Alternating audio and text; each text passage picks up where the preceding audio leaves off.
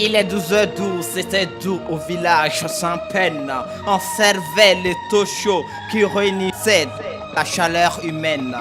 À la fin, le papa bénissait ses enfants et souhaitait un lendemain meilleur. Ce n'est plus le cas depuis belle lurette à l'est. Le coup de calage alerte le village. Des hommes de terreur étaient là.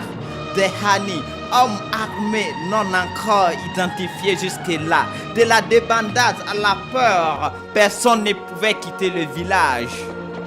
Après avoir fait orphelins et veuves sans peur, ils ont promis de revenir la prochaine fois avec fureur. C'est ça notre vie quotidienne à l'est, entre la mort et la vie, et entre la vie et la mort.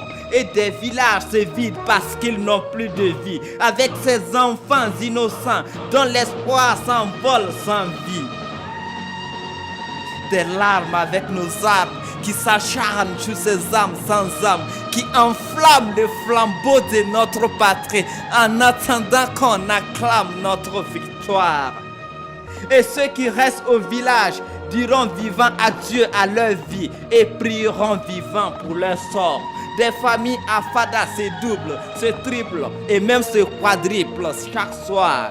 Les autres à la place publique levant les yeux au ciel en attendant un secours. Oh, tiens-nous. Et même non loin de la ville se plane la terreur. Des hommes sans droit à la fois sans foi font quand même leur loi. L'actualité des écoles ne fait pas écho parce qu'ils sont à moins de 0 trimestre. Même les institutions de la nation, c'est les terroristes qui les gèrent selon leur humeur.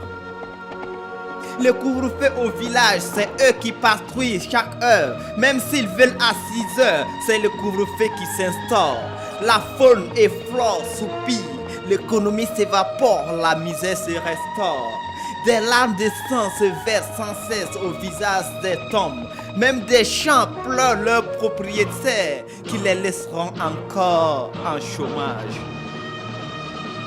Des larmes avec nos armes qui s'acharnent sur ces âmes sans âme, qui enflamment le flambeau de notre patrie en attendant qu'on acclame notre victoire.